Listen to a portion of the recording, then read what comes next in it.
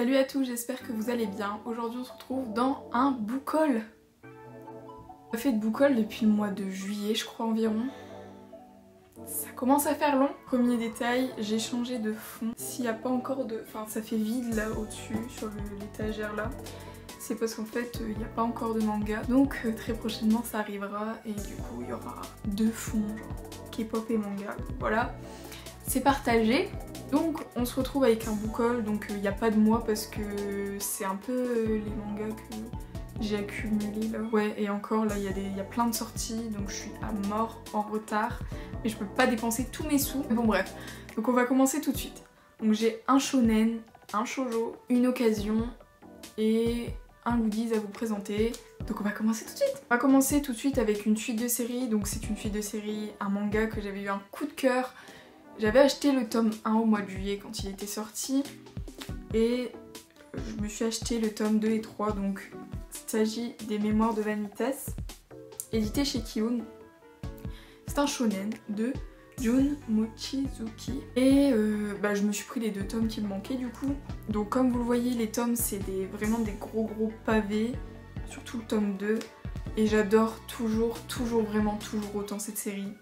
Il y a 4 tomes en cours actuellement au Japon.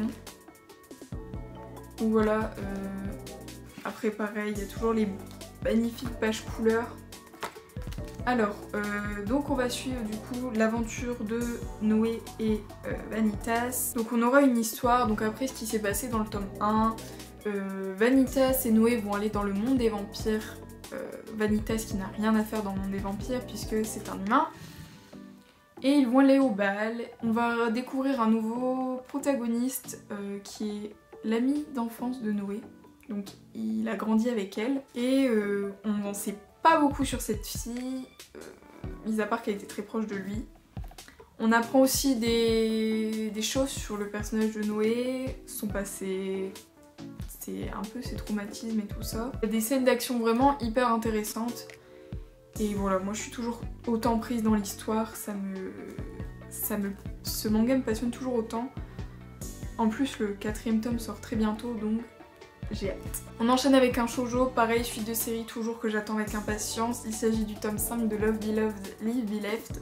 Toujours ce nom à rallonge. Donc c'est de Io Sakisaka, édité chez Kana. Et on a 7 tomes en cours au Japon et pas de date pour le 6e tome, donc Kana, si vous passez par là, expliquez-moi pourquoi les tomes sont hyper longs à sortir puisque on n'est pas du tout à la parution japonaise, donc je ne comprends pas. Nous avons les sentiments amoureux des personnages qui grandissent, donc c'est un peu un méli-mélo de sentiments clairement. Ryo commence à être jaloux vis-à-vis de Yuna. Après on a Akari qui essaye tant bien que mal de séduire Kazu. À chaque tome, ce qui m'embête avec ce manga, c'est qu'à chaque fin de tome, on est hypé à mort. Mais vraiment, ça se finit sur un truc voilà, on a envie de savoir la suite. Mais non, faut attendre, et faut attendre pas 2-3 mois, non, faut attendre 6 mois, voire 7 mois pour un prochain tome, donc ça m'embête vraiment. Mais bon, on n'a pas le choix, donc faut attendre. Mais j'adore toujours autant cette série. C'est la grosse partie de ce book haul qui est une occasion, donc j'ai fait une occasion de malade. Donc en fait c'était pas du tout prévu parce que je voulais de base compléter mes séries, donc continuer mes sorties manga quoi. Et j'ai vu cette occasion, je me suis dit ok c'est bon, je la prends, c'est non négociable. J'ai trouvé les tomes 1, 2, 3, 4, 5, 8, 10 du manga Divine Nanami. Si vous ne savez pas, c'est un de mes shoujo préférés, vraiment, et en animé c'est mon shoujo préféré. Malheureusement certains tomes sont très difficiles à trouver vu qu'il y en a en arrêt de parution. Et quand j'ai trouvé cette occasion, je me suis dit c'est bon, il n'y a pas hésité. C'était 3,50€ le tome, donc j'ai payé je crois 21€ les 7 tomes. Donc ça vaut carrément le coup. Et en plus, j'ai envie de dire, ils sont neufs quoi. Ils sont même pas jaunis, rien du tout. Ils sont vraiment neufs. Donc j'avais pas hésité, c'était sûr je les prenais. Comme ça j'ai complété un peu la série vu que cette série là elle a 25 tomes, elle est finie en 25 tomes, donc 25 tomes c'est pas rien. En 9 c'est carrément pas rien, donc j'attends les occasions comme ça par exemple pour compléter. On termine cette vidéo avec un goodies, donc je me suis fait plaisir, je me suis acheté un petit goodies parce que pareil c'était pas prévu.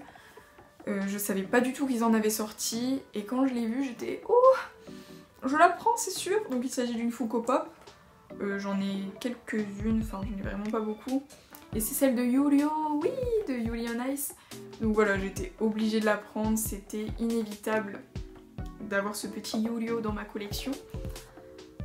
Voilà, les figurines Yuri on Ice, les Funko Pop sont vraiment très très belles. Elles sont sur un petit socle en glace, enfin en bleu, enfin la glace quoi.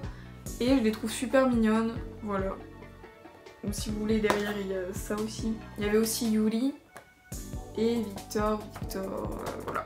Hyper contente d'avoir ça dans ma collection maintenant. Cette vidéo se termine ici, j'espère qu'elle vous aura plu. Je suis très en retard sur mes séries, j'ai vraiment beaucoup de tomes à acheter. Malheureusement je ne peux pas tout acheter puisque j'ai aussi des sous à mettre de côté et tout ça. J'espère que ça vous aura plu et on se retrouve bientôt dans une prochaine vidéo.